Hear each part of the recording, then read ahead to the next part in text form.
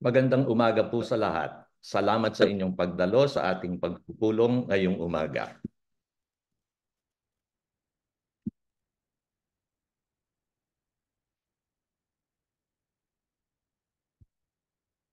Mahigit 2 taon na mula nang itakda ang tatlong pamantasan, ang Cavite State University sa Luzon, ang Eastern Visayas State University sa Kabisayaan at ang Mindanao State University IIT sa Mindanao bilang mga pilotong pamantasan o pilot university sa binubuong University SDG Action Network o USAN. Pakay ng USAN na mabigyan ng mga pamantasan ng mahalagang tuon ang pagsulong ng Sustainable Development Goals sa kanilang pagtuturo, pananaliksik at extension.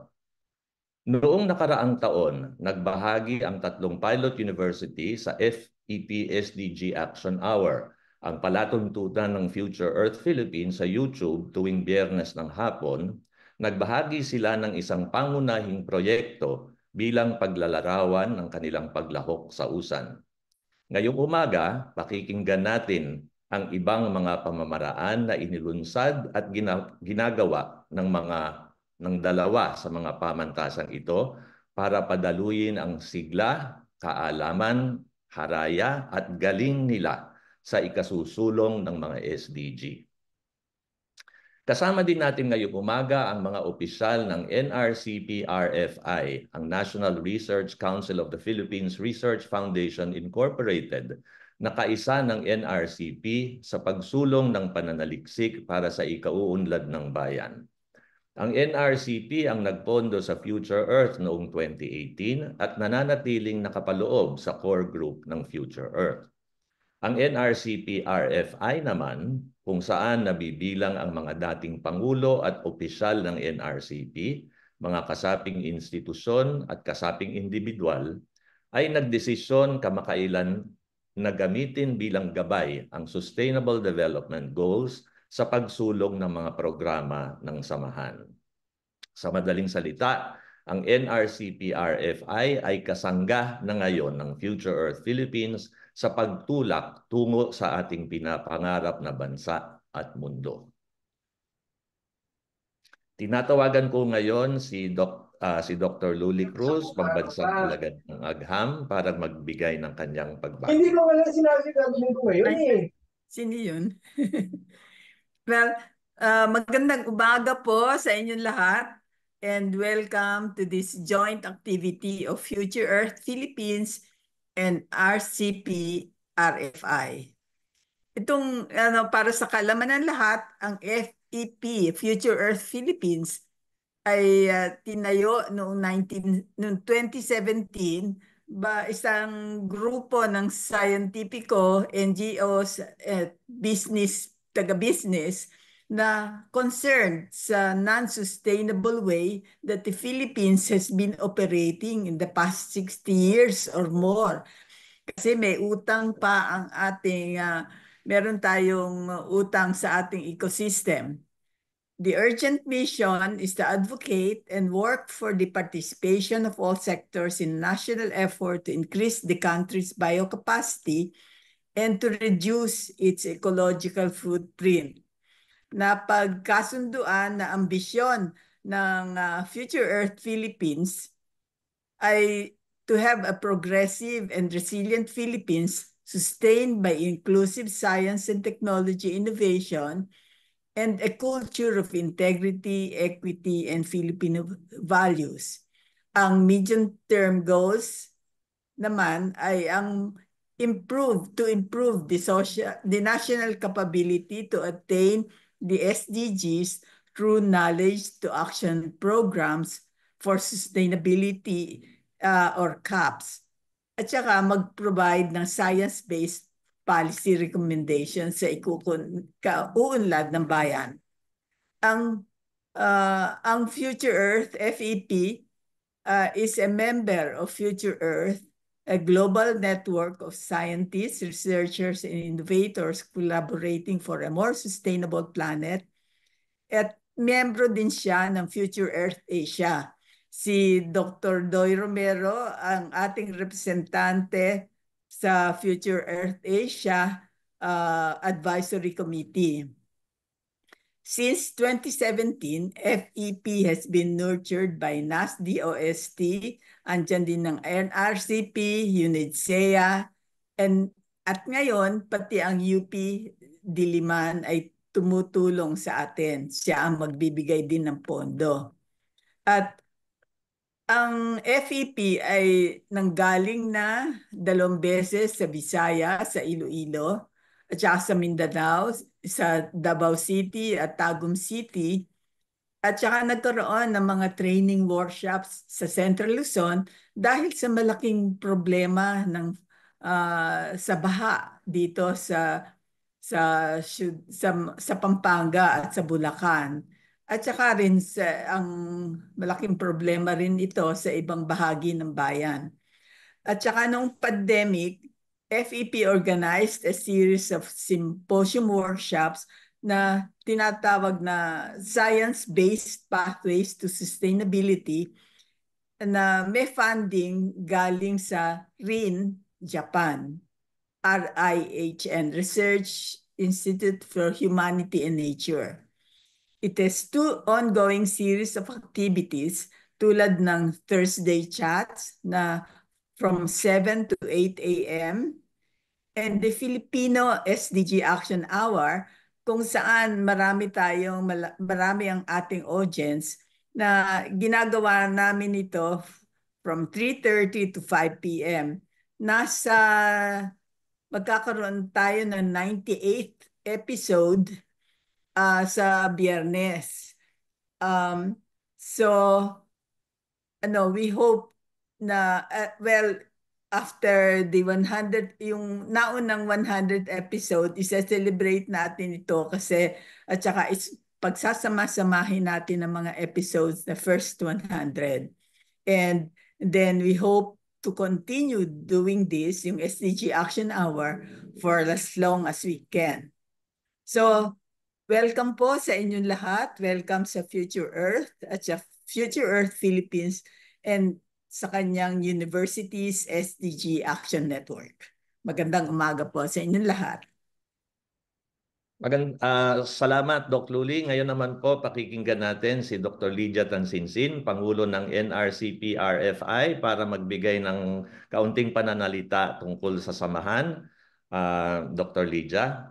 Okay. Naririnig niyo ako? Oo, malinaw, Doc Lydia. Magandang umaga po sa inyo lahat. Pakilala sa akin, ako ang Pangulo ng Foundation. Ito ay tinatag ni Dr. Salita at saka ni Dr. Campos ng NRCP. Dating panahon pa, ngayon ay 43 years old na ito. Ngayon, ang mission ng Foundation is to assist in the training of researchers, scientists, and engineers and SNS team managers to develop globally competitive Philippine science and technology environment as inspiration for Filipino youth. Ngayon, pinagsasama namin ngayon ang gagawin natin itong STP. Ang susunod po yung mission nitong foundation. Probably yung iba nakakaalam dito kasi dati marami kaming institutional member. Medyo nagkaroon ng moribond. Ang committee, ang NRP, committed to provide support to research and scientific group, policy advocacy, and members of the National Research Council as an advocate for excellence in applied science and to develop entrepreneurship Filipino scientists, engineers, and technologies. Ang susunod po ay yung scientific services with available membership of the support of the council na binanggit na rin ni Dr. Del Pilar. Ang mga members nitong association na ito is yung mga dating membro ng NRCP at saka mga past president ng NRCP at iba pang mga naniniwala sa foundation. At ang general membership nito has technical expertise in mathematics, basic and applied sciences, the social sciences, humanities, which provide advice the manpower development, especially for young people who would like to have the assistance of the veteran scientists that have the experience to guide them in the preparation of their thesis or dissertation. Susunod po yung scientific services namin na sinabay ko na magkakaroon kami ng mga services na ginagawa rin namin at kami nagkaroon din ng link during the pandemic, yung Journey to Life na pinakita namin ng mga iba-ibang tema na sa food production, sa food safety, sa mga iba-iba pang na forum para magkaroon. Ito ay medyo nahinto, pero ibubuksan din namin ulit. Ngayon, ito ang rights and privileges of the members where they have to do research if possible to help the young researchers, and as much as we don't have a big financial assistance, we only can give them a small assistance for some small requirements, and then we can refer them to the different agencies that can help them in their projects and researches. Now, ang priority namin dito is special studies on concerning of SNT issues. So we have different forum during our convention, invited guests to discuss things that are up to date in science and technology. Ito lang po masasabi namin tungkol dito sa NRCP-RFI, at saka siguro maging aktibo naman ulit ang mga institutional members na dating membro ng NRCP-RFI. Ito lang po masasabi ko. Sana tayo magsama-sama ulit para patibayin natin ang science and technology and supporting the NRCP Mother Association. Thank you. Salamat, Doc Lydia, sa pagbibigay ng malawak na konteksto ng suporta ng NRCP-RFI sa NRCP na kaisa natin sa pagsulong ng Sustainable Development Goals. Tutungo naman po tayo sa main event ng ating pagtitipon ngayong umaga. Ito po ang bahaginan ng mga pilotong pamantasan na nangunguna sa ating pagsugod tungo sa inaasam natin na mas mahusay na kaayusan sa mundo. Si Dr. Pearl Aphrodite Carnice ng Eastern Visayas State University ay Director for Research and Development ng institusyong ito. Ang pinakahuling proyekto ni Dr. Carnice ay pinamagatang Carbon Stock of Trees and Secondary Forests in Leyte. Pagkatapos po ni Dr. Carnice ay magbabahagi naman si Dr. Melbourne Talaktak ng Cavite State University. Kaya pakinggan po natin muna ngayon si Dr. Pearl. All right. Good morning, everyone. I'm actually representing Dr. Dennis Igipas, the president of Eastern Visayas State University, who is currently attending an equally important event. He is currently in Canada right now. So EVS, you actually prepared a AVP, an audiovisual presentation. So give me a second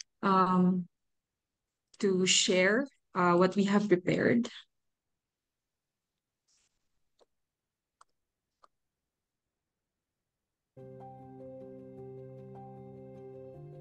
Eastern Visayas State. I'm pausing it right now. I just want to make sure that you can hear the audio.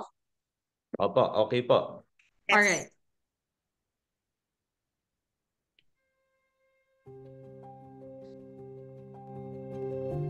Eastern Visayas State University strives to be a beacon of technological and professional education, committed to producing ethically grounded and highly skilled individuals prepared to drive sustainable development. With its guiding principles of excellence, values, service, and unity engraved in its name, EVSU is shaping an academic environment and knowledge economy anchored anchored on social responsibility.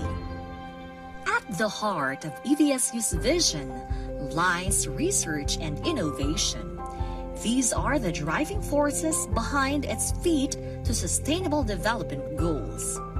Through research, EVSU promotes technological advancements, ethical leadership, and transcendental collaborations. The university's research, development, and extension agenda prioritizes addressing regional socio-economic needs, contributing to the 17 SDGs, while adding an 18th agenda focused on preserving Waray culture and the arts.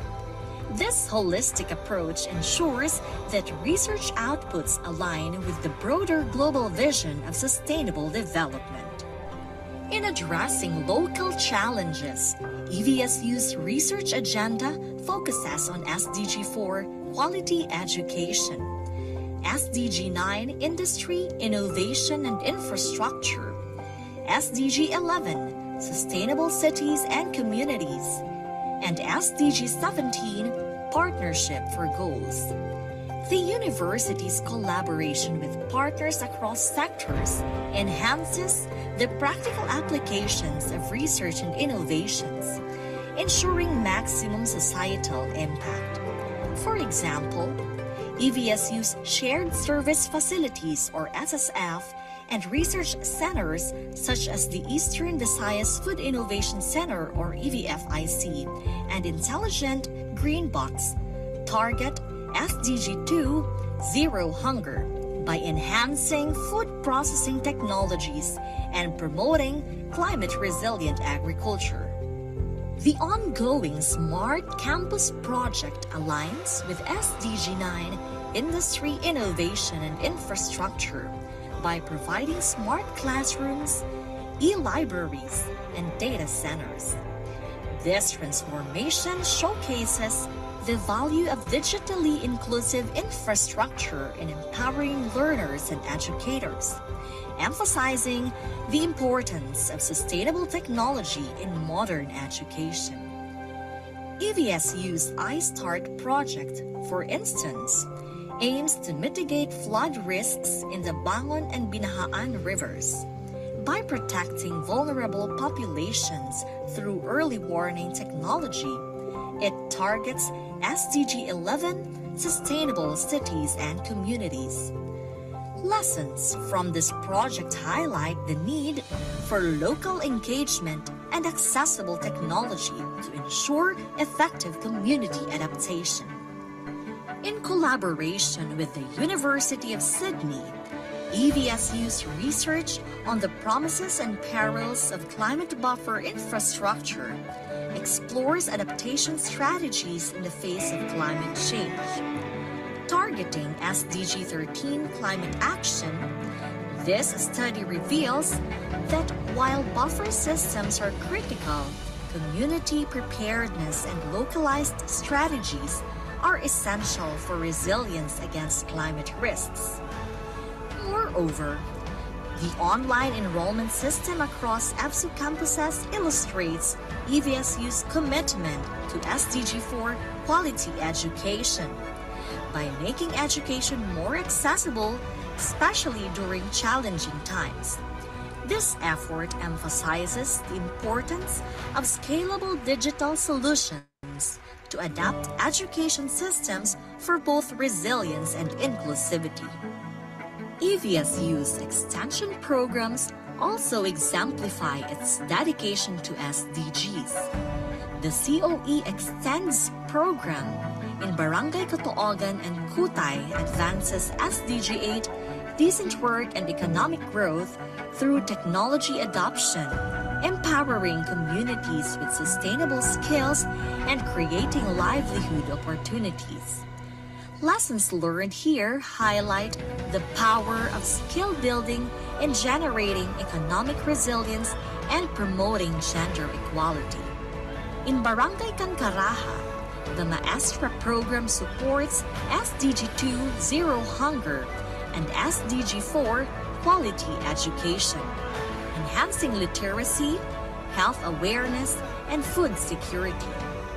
This initiative has shown that education integrated with practical skills can uplift entire communities, helping children excel academically while equipping adults with livelihood skills. The Bridge program in Tacloban City addresses SDG 16, peace, justice, and strong institutions by fostering good governance and empowering local communities through governance and business resilience training. Key takeaways from this program stress the importance of inclusive leadership and governance skills for sustainable community empowerment. EVSU also embraces the Commonwealth-student philosophy, integrating academic knowledge with community development. This is exemplified by the Metals and Engineering Innovation Center, or MEIC, which empowers local industries, enhances competitiveness, and contributes to SDG 9, Industry, Innovation, and Infrastructure. Furthermore, the Learning Institute for Environment, or LIFE, fosters interdisciplinary research that advances SDG 13 climate action through sustainability and climate resilience projects. Through these centers and consortium memberships, such as the Eastern Visayas Health Research and Development Consortium, or EVHRDC, and Visayas Consortium for Agriculture, Aquatic, and Resources Program, or VICARP, EVSU strengthens the region's healthcare systems, agricultural resilience, and overall SDG. In addition, EVSU hosts and leads the Eastern Visayas Consortium for Industry, Energy, and Emerging Technology Research and Development, or EVSHIR. These initiatives emphasize EVSU's pivotal role in fostering collaboration and driving sustainable regional growth. Another significant achievement is EVSU's dedication to intellectual property, with 27 patents and 42 utility models demonstrating its commitment to translating research into tangible societal solutions. The university's recognition through the Platinum Award in 2022 and 2023 further underscores its leadership in innovation, emphasizing the importance of leveraging intellectual property for economic and societal progress. EVSU's ongoing work in futures thinking research projects funded by Senator Pia Cayetano targets critical areas like bamboo, coconut, ceramics, mangroves, vertical farming, and food innovation. These initiatives directly contribute to SDGs such as SDG 11, Sustainable Cities and Communities, SDG 15, Life on Land, SDG 12, Responsible Consumption and Production, and SDG 9, Industry, Innovation, and Infrastructure. Regarding faculty development, EVSU has cultivated a robust research culture with its faculty recognized as top 80 scientists whose scientific publications contribute to SDG 4 quality education, advancing academic excellence while inspiring research and inquiry across the university. Lessons learned. Eastern Visayas State University has gained crucial insights into advancing sustainable development through its diverse research and innovation activities. A key lesson learned is the importance of integrating SDGs into research and community engagement. By aligning research initiatives with specific SDGs, EVSU ensures that its projects address local challenges and contribute to global sustainability efforts. For instance, by focusing on areas such as zero hunger SDG 2, quality education SDG 4, and climate action SDG 13, the university maximizes its impact on both local communities and broader global goals.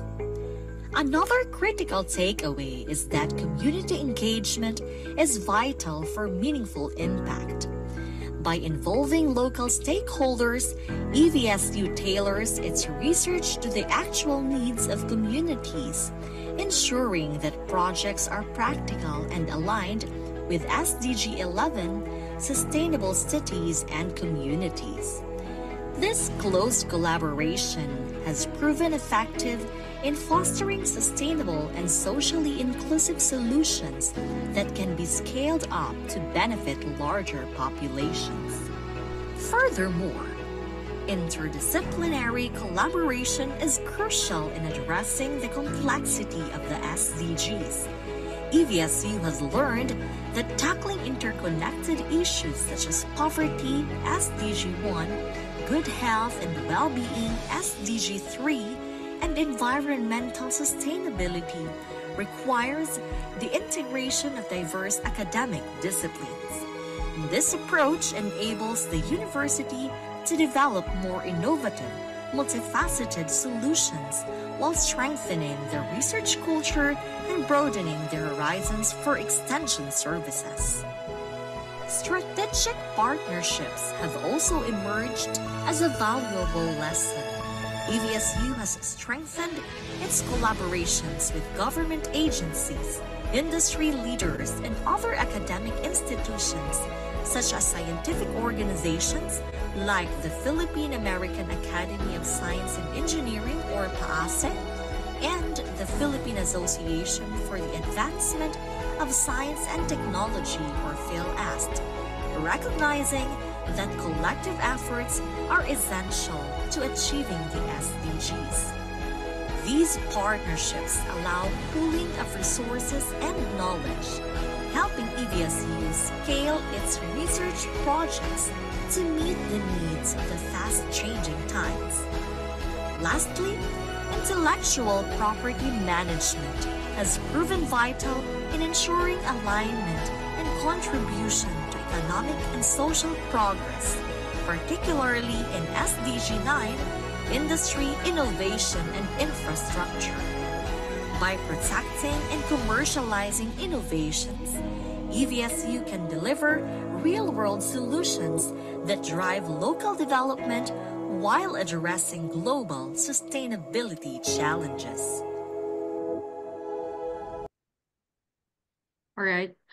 Thank you very much. So that is our presentation with EVSU's contribution to sustainable development goals. Thank you very much, everyone. Maraming salamat, Dr. Pearl. Si Dr. Melbourne naman ngayon, ang dating director ng Doc Melbourne, dating director ng Research and Development. Kayo ba ay official ngayon pa rin ng CSU? Yes po. Currently po ay Vice President for Research, sir. Sinasabi ko na nga ba Vice President na. Sige, Dr. Melbourne, you have the floor. Magandang umaga po sa ating lahat, especially po sa NRCP FI official, Dr. Lydia, and of course sa conveners po ng Future Earth Philippines, NS Cruz, Academician Romero, and Del Pilar. So magandang umaga po, especially sa ating po kasama sa mga pioneers sa schools, EVSU, Ma'am Pearl, and mga kasama po natin sa HEIs na nandito po sa Zoom ngayon, so CEU and the rest of the guests and participants po ng ating event for today. So una po, bago ko po iano yung aking presentation, so nagpapasalamat po ako sa Future Earth Philippines for including CVSU as one of the pioneer HEIs to be included in this project. So we learned a lot, and eventually we just realized na we're doing we are promoting SDGs even before our inclusion with the Future Earth Philippines project, but nevertheless mas na supplement yung aming pong address no sa different SDGs no because of our partnership with FEP. So if I may share my slide. So,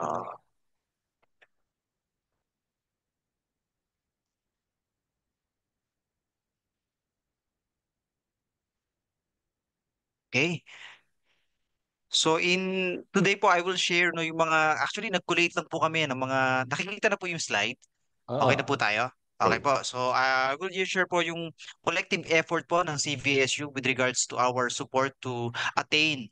Siyempre, medyo mahirap po, no, na previously, naka-attend po ako ng seminar about SDGs na medyo late tayo, no, and I think we need another 30 years to really attain all the SDGs, no, but in our own little ways, we here at CVSU, we try our best, no, to really uh, attain no? Kung talaga masuportahan po yung pag-achieve natin ng ating mga SDGs no this presentation is made by Miss G no isa sa staff po natin dito sa OVPRE um so again our university no is really committed no to promote and advocate the UN Sustainable Development Goals and programs no and as I will share no yung ano po kasi dito since we just recently applied for the Times Higher Impact Ranking. So medyo ganun po yung scenario and yung distribution ng slides namin, no? Pero I know na ka medyo hindi ganun ka wide no or yung impact nung sa impact rankings ng THE with regards sa talagang totoong SDGs but nevertheless somehow it gives us a way no to really measure yung contribution natin, no, especially as an HEI. So, we for us in the research and extension and innovation services in the university, we tried our best no, to really align our thematic areas, no, or agenda with regards to the SDGs. So, as you can see, we have 5 thematic areas, and they are all based from UN SDGs. And then in our part for the OVPRE, for our strategic planning, so we try to incorporate the at least addressing SDGs bite size no per year. So we and then by 2028 we hope we have addressed all the SDGs research wise or extension wise no, at least to contribute no with our promotion and achievement of the SDGs. And I think 2 years ago, so we tried to promote SDGs no by seeking for pledges no from all the stakeholders of the university. So we allow them to sign their names no and trying to promote SDGs, and these were all posted in their different offices. And then recently, since medyo sabi namin, mas medyo kailangan pa ng promotion, so we produce again another poster targeting all our students, no, lahat ng mga academic institutions namin. So pinagbibigyan namin itong posters, no, in order for them, i-scan lang to ng mga students and they can have more idea, no, with regards to our SDGs. Ayan, so together with the Exicom of our university, so we promoted the pledge of sa ating SDGs, and then all the stakeholders and all the faculty members and staff of the university, no, nag-contribute po and then nag-participate, no, and in our research and extension caravan to all our campuses, so we try to promote SDG again in trying to incorporate addressing SDGs in their research and extension activities. And of course, we try our best din na para tipong laging may yung kung mga lifelong learning no for us na nasa administration na laging ma-enhance no yung aming understanding with the SDGs through our futures thinking initiatives. And then just recently, just this ano ba to? August, no, ay nag-conduct po kami ng Futures Thinking Week, no, and this is supported, of course, by the office of Senator Pia Cayetano, and then we tinry na namin ipasok din lahat doon, even yung aming mga research in-house in-house research activities, extension, and in yung ating innovation week, sinama na namin po dyan just to make sure na magkaka-align na po yung aming mga activities research and extension wise no, when it comes to the SDGs. And we first time din namin pong sumali po sa Times Higher Education Impact Rankings no, and luckily na-rank naman po kami no, and medyo ang maganda po sa amin dito sa gender inequality and sa no poverty no, medyo kailangan pa namin palakas sa quality education and partnership for the goals. But I think for this year, for the 2025 ranking, so we included other three goals no, para at least try namin, ma-assess namin ano bang mga kailangan pa namin i-improve. No? So based sa metrics ng impact rankings. And of course, sa WURI, we rank sa crisis management and culture and values. So for the no poverty and of course same with EVSU no, so majority naman ng ating mga students ay free na sa tuition fee no, pero we also include other scholarships no sa ating mga varsity and even yung mga uh, additional incentives dun sa mga academic awardees namin ng mga students. So nagbibigay pa po kami ng additional support. And then in support also of no poverty, no, continuously, no, since mandate po to ng aming university sa extension. So we provide seminars no, and trainings for additional income sa ating po mga stakeholders, especially sa mga farmers. No, in this case, this is spearheaded by our B Research Institute training center, so Bright Center. So additional income po sana by uh, uh, taking care of bees, no? So people, the apiculture and hopefully aside from sa income nila sa honey, mag-increase din po yung kanilang production because of course, our pollinators na po. And then, syempre, we are promoting also free access to our library. So we already launched the online library, free for all. No, they can access everything in the, so not even yung mga hindi enrolled sa CVSU can access our library. So that we can cater to our local communities, so that hindi limited yung access, no? So at least for the books. And again, so we provide also free training, no, not only to our farmers, even dun sa mga professionals na to in order, especially sa coffee, no, kasi po ang flagship commodity ng CVSU. So may mga workshop po tayo dyan, even cupping, etc. From farming to cup ng coffee ay kasama po yan. No? So everything is free. And then for gender inequality, no, so we are proud to sa aming GAD center no, kasi four-time outstanding gender and development implementer po kami sa Region 4A. So and it's because of a lot of initiatives po ng center, no, especially when it comes to ending violence against women. And lahat po ng mga seminars natin usually ay open po ito through through Zoom and live din po ito. So everybody can access, no, even hindi po taga CVSU. And then syempre a lot of activities no with regards to gender and equality. And then with regards to our students, no, so we are giving freedom no, to our students from the LGBTQ plus no, if they prefer wearing the whatever their identities no, kung ano man ang ano nila, so we support with limitations of course no, to provide syempre yung ano pa rin naman proper decorum, but at least we are, kasi ngayon medyo mahirap po kasi once na pag na 888 po tayo, alam po nila Ma'am Pearl yan. Pag nalilimitahan ng ano, so we are very sensitive to that. So and then to promote inclusivity in the university, so we are giving freedom to our students no with whatever their identity is.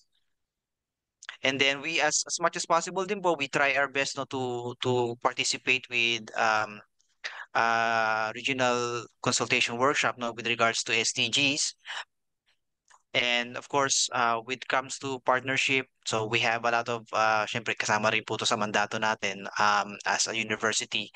And we try our best na yung mga ano natin, naka-partner natin, no, kung pwede silang magbigay ng talk no with regards to certain areas no that can promote itong to 2022 to no nakasama ko sa Fulbright. Sabi ko, can you give us a talk about climate change no in land ecosystem. So luckily ay pinagbigyan naman tayo, and of course marami po tayong mga activities when it comes to futures thinking no in the university, and this is through the generosity of the office of Senator Pia and the Senate for Sustainable Development no po. And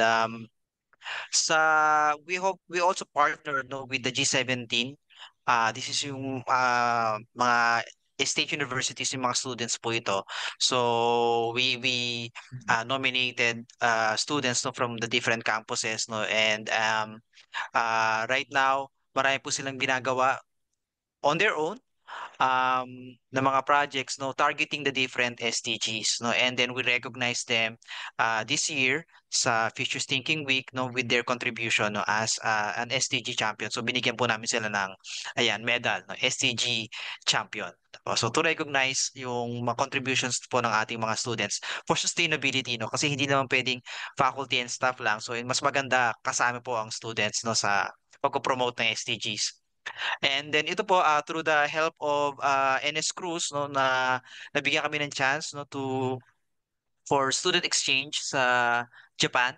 No po at po yung aming faculty ay aming student po from BS Bio si Mr. Luke, and then nakipag-discussion sa when it comes to sustainable communities and consumption po. So malaking opportunity po to sa amin no as a member of Future Earth Philippines. And then also again we try to promote also na ma-improve no po yung quality of life ng ating mga stakeholders, especially mga community na malapit sa amin. So malimit po dun sa kasi may mga campuses po kami na coastal areas, especially sa Naik campus. So try namin na i-improve yung kanilang practices no when it comes to fishing, and of course sustainable fishing.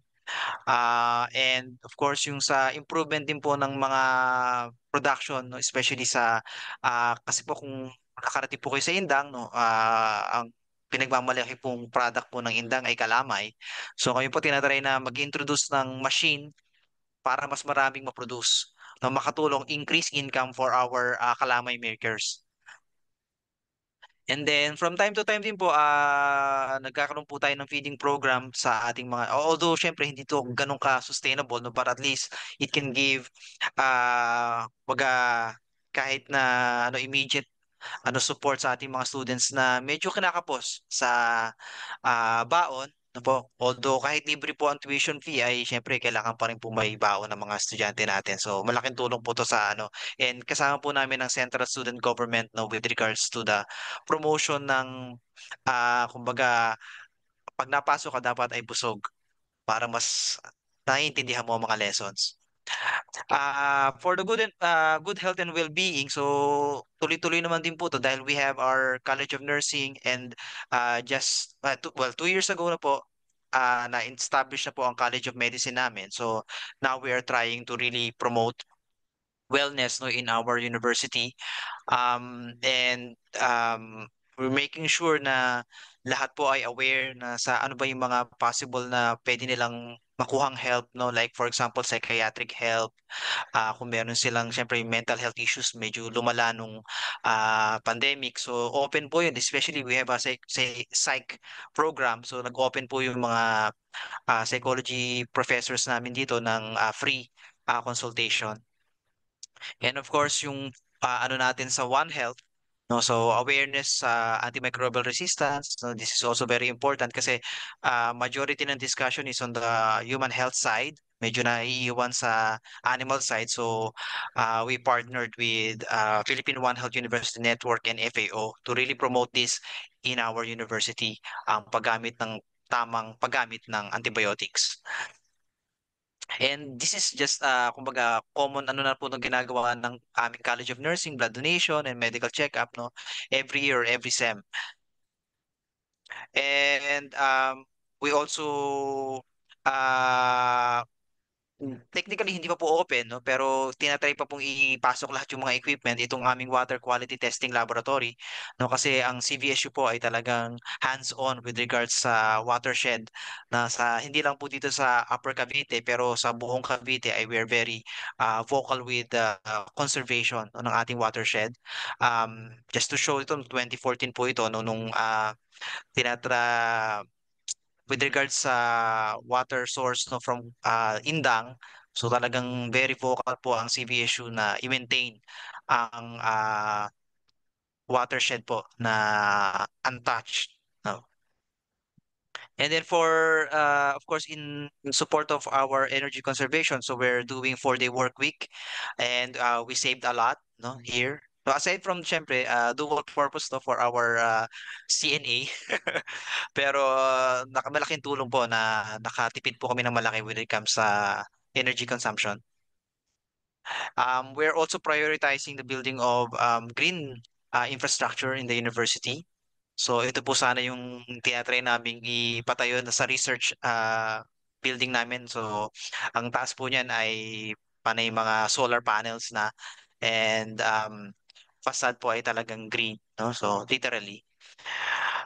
And we are trying to institutionalize all our research centers na related sa renewable energy, itong aming AREC. Unfortunately po ay nag-pass away lang po itong aming proponent po ng aming research, si VP Camilo Polinga, no? But nevertheless, we are trying to promote it again, no? Itong ating AREC. And then also regionally, so we are also in support of the uh, ano na po ng ating government with regards sa clean energy. Po, same with this. And then we're, of course, as I've said, so we're providing all the help that we can give sa aming po mga faculty and staff.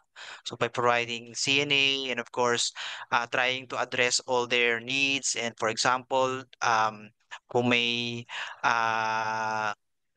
regarding sa JC or sa NBC before, kung mag-a-adjust po ng mga ano sa ating po mga contract of service, hourly rate po ay depende po sa SSL. So pag nag-increase sa SSL, i-increase din po namin sila, ano, para po ramdam nila na kasama sila sa pag-unlad, na po. And then when it comes to innovation, so we are surely but surely every year na po kami naggaganto na technology pitching, and habang natagal po ay dadami po yung mga researchers natin na involved dito sa technology, kasi napakahalaga po nito. Minsan kasi natatapos na tayo yung mga researchers namin natatapos sa publication.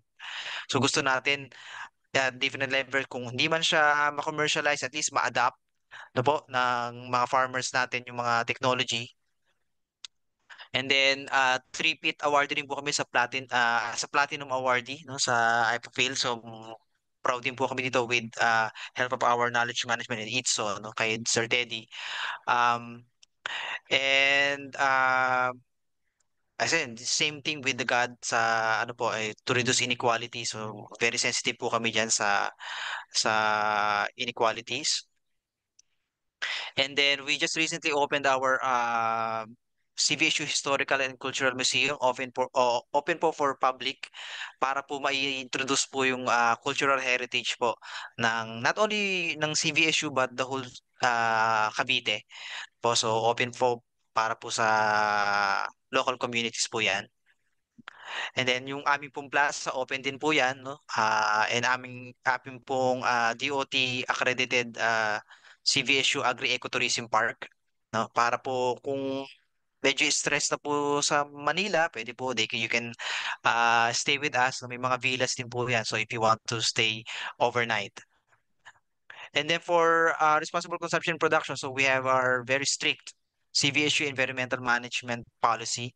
Na po, ngayon meron po kami ngayon garbage in, garbage out, and total plastic ban. So to really reduce our